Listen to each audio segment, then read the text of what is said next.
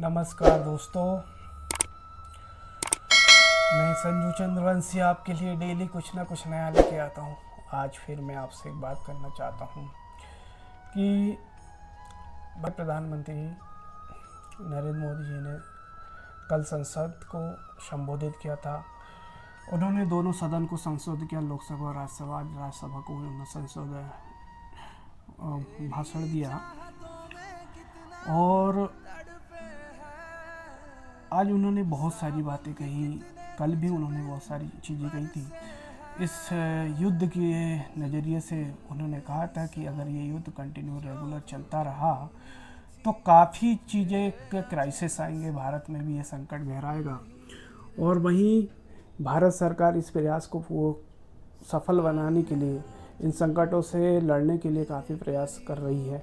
वहीं उन्होंने 7 मेंबर्स की एक कमेटी भी बनाई है जो सप्लाई चेन्स को के लिए कनेक्ट हो सके, सभी लोगों का ध्यान रख सके। ऐसे छोटे छोटे ग्रुप बना के वो जैसे कोविड में भारत सरकार ने किया था उसी तरह अभी वो काम कर रही है। भारत प्रधानमंत्री ने कहा कि हमारे बहुत सारे जहाज हार्मोज स्ट्रेट में फंसे हुए हैं, जिससे कि तेल, गैस और ईंधन और उर्वरक इन सब की सप्लाई में परेशानियां बढ़ रही है। उन्होंने ये भी कहा कि हार्मोज स्ट्रेट पे हमला करना किसी ये ने कहा। और वहीं उन्होंने ये भी कहा कि दुनिया में सबसे बड़ा अगर कोई बिजनेस का जो मार्ग है वो सबसे बड़ा है, हार्मोज स्ट्रेट है, दुनिया में सबसे बड़ा बिजनेस का मार्ग है।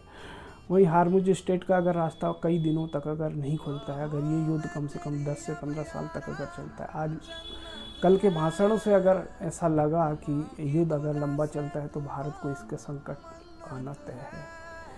संकट का मतलब ये है कि दोस्तों, आपको बहुत सारी चीज़ों की सप्लाई चेन अगर बंद होगी तो सबसे पहले तो किसान वर्ग परेशान होंगे, क्योंकि हम भी डिपेंडेंट है उर्वरक के लिए। दूसरे किसान पे प्रभाव पड़ेगा। तो आप जानते हैं कि भारत दुनिया के एग्रीकल्चर पे काफ़ी डिपेंडेंट है। भारतीय किसान बहुत डिपेंडेंट, भारत की जो इकोनॉमी है भारतीय किसान पे काफ़ी डिपेंडेंट करते रहती है, क्योंकि एक समय में 50% तो पूरी इकोनॉमी किसानों पर निर्भर थी।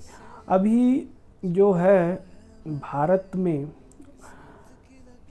तेल और गैस के जो दाम हैं, अभी सबसे ज़्यादा तो ये प्रॉब्लम है कि दोस्तों गैस की मात्रा में कमी आई है। वहीं काला बाजारी पे अलग से लोग कर रहे हैं। नरेंद्र मोदी ने भी सभी स्टेट से कहा है कि वो इस समस्या में सभी साथ रहें और काला बाजारी के ऊपर विशेष फोकस करें और जहाँ मतलब काला बाजारी हो रही है उस पर ध्यान दें। वही हार्मोज स्ट्रेट में आज लगता है कि दोस्तों, मुझे लगता है कि अगर आज के बयान से कुछ लोग अफवाह की वजह से पेट्रोल पंप पे भी लोग पेट्रोल डलाने के लिए काफ़ी भीड़ देखी जा रही है, लेकिन ऐसा कुछ नहीं है। भारत सरकार ने शायद ये चीज़ें पहले भी बता दी है कि हमारे यहाँ वैसे भी बहुत सारे जहाज तेल और ईंधन लेके आए हैं, लेकिन कुछ समय के लिए तो संकट है, लेकिन अभी तो इतना ज़्यादा नहीं हो पाएगा। अभी ऐसी कोई अफवाह पर हाँ ना दें, अभी ऐसा कुछ होने वाला भी नहीं है, क्योंकि रशिया से काफ़ी तेल आ रहा है। और अभी पहले हम 41 कंट्रीज से तेल या ईंधन सप्लाई ऊर्जा जो हम लेते थे, वो अभी हम 27 कंट्रीज से अभी कंटिन्यू जो इंपोर्ट कर रहे हैं। भारत 85% दुनिया से ऑयल परचेज़ करता है। उनमें से 65% जो ऑयल परचेज़ करता है वो खाड़ी देशों से, और खाड़ी देशों में ही पश्चिम एशिया जो खाड़ी देशों में है, वहीं पे हमारे कम से बहुत सारे जहाज फंसे हुए हैं। वहीं जो भारत इंपोर्ट करता है, जो दुनिया से इंपोर्ट करता है, वो पूरे विदेशी जहाज़ों पर डिपेंडेंट रहता है। अभी भारत सरकार ने भी नए शिप बनाने के लिए कुछ फंड जनरेट कर दी है। वहीं प्राइम मिनिस्टर मोदी ने कहा कि भारत में की जो इकोनॉमिक ग्रोथ है उसको कंटिन्यू बरकरार रखने के लिए हमें निरंतर प्रयास करना है और सबको साथ मिलकर चलना है, जैसे हमने कोविड में लड़ा। मोदी ने कई देशों से बात भी की है इस युद्ध के समाधान के लिए। आज राष्ट्रपति ट्रंप से भी उनकी बातचीत हुई है। हॉर्मुज स्ट्रेट पे रास्ता ओपन करने के लिए शायद डोनाल्ड ट्रंप से बात हुई है। वही तमाम देशों से वो इस टॉपिक पे बात चल रही है ईरान युद्ध की। तो हो सके समाधान हो सके, लेकिन अभी ऐसा कोई संभव नहीं है, क्योंकि डोनाल्ड ट्रंप तो कुछ भी बोल सकते हैं। उन्होंने परसों ही कहा था कि हमने तो सीज फायर कर दिया है, लेकिन सीज फायर सिर्फ एक ही देश कर सकता है। आपने जिस देश के साथ युद्ध, अगर 2 देश युद्ध लड़ रहे हैं, 3 देश युद्ध लड़ रहे हैं साथ में, तो एक देश खुद डिक्लेयर कर दे कि हमने तो सीज फायर कर दिया, अगर दूसरा देश अगर कंटिन्यू हमला करते हैं, कैसे ये झूठा साबित होते हैं। हमेशा कुछ ना कुछ ऐसा करते हैं जिससे कि इन पे विश्वास करना गलत होता है।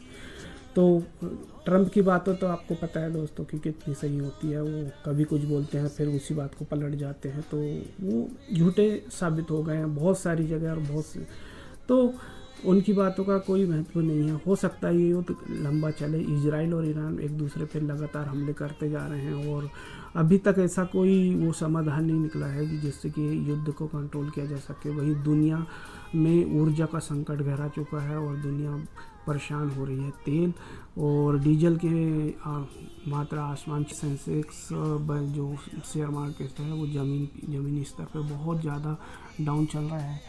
तो हर जगह ये संकट फेस करना पड़ रहा है। ऐसा नहीं कि भारत ही अकेला फेस कर रहा है। भारत में उतनी जितना नहीं संकट नहीं है, उससे ज़्यादा अदर कंट्रीज़ में बहुत ज़्यादा संकट है। इसलिए थोड़ा पेशेंस रखें और इस समस्या का भी समाधान होगा। हर समस्या का समाधान होता है, पेशेंस रखिए। भारत की मजबूत सरकार है और जो सरकार मजबूत हाथों में है वो कुछ ना कुछ समाधान निकालेगी और हमें पूरा विश्वास है कि भारतीय प्रधानमंत्री उनके पास हर समस्या का समाधान रहता है। उन्हें लोग इतना लोकप्रिय जानते हैं, दुनिया में सबसे ज़्यादा पसंद करते हैं। तो भारत के लिए तो आप तो जानते हैं कि वो कितना काम कर रहे हैं, कितनी मेहनत कर रहे हैं। उन्होंने देश को बहुत आगे लेके गया है, तो आगे भी ये कुछ अच्छा करेंगे और बहुत सपोर्ट कर रहे हैं भारत के लिए और भारतीय लोगों का। वहीं भारत के प्रधानमंत्री ने कहा है कि 3,75,000 जो विदेशी हैं, जो भारतीय नागरिक विदेश में रहते थे, वो भारत आ चुके हैं। और कई भारत में बहुत सारे खाड़ी देशों में जो स्टूडेंट थे वो भी भारत आए हैं। तो भारत सरकार हर स्तर पर काम कर रही है, घबराने की बात नहीं है।